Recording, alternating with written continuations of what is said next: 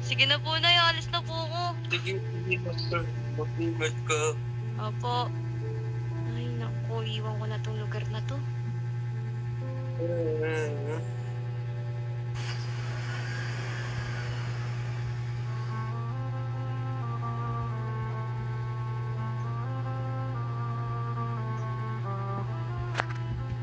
Ay, ganito pala sa Manila.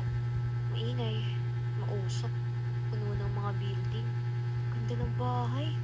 Dito na po.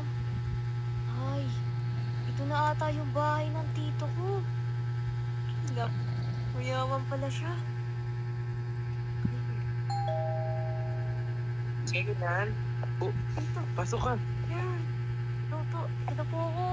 Dito po ako sa Manila. Grabe pala dito. Ang ganda pala. Ang laki-laki mo na. Dati ang liit-liit mo lang. Saktong-sakto. Nagluto ako dito ng mga pagkain. Gusto mo ba? Ay, syempre naman po dito. Grabe. Sige, po ka muna dyan. Oh. Ay, sarap pala dito mabuhay. Pizza ba to? Uy, Ito, thank you po ah. Sarap kamusta ah. naman ang buhay mo dun sa probinsya? Okay naman po.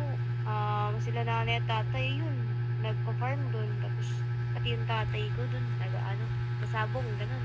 Nag-aaral ka pa ba ngayon, Cheska? Nasa probinsya pa ako, medyo nahirapan ako doon mag-aral. Pero, yun nga, dito sa Maynila, tumigil muna ako kasi lilipat na kasi ako dito eh.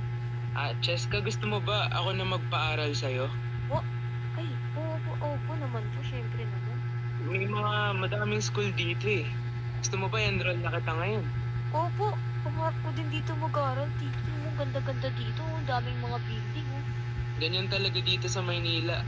Cheska, natawagan ko na pala yung mga ano dun sa school. At saka na-enroll na din kita. Bukas na bukas, papasok ka na din. Totoo po ba, Tito? Grabe. Tayo ko ng pangarap. Siyempre naman. Thank you po. Sige po. Alam po ba yung pasok namin?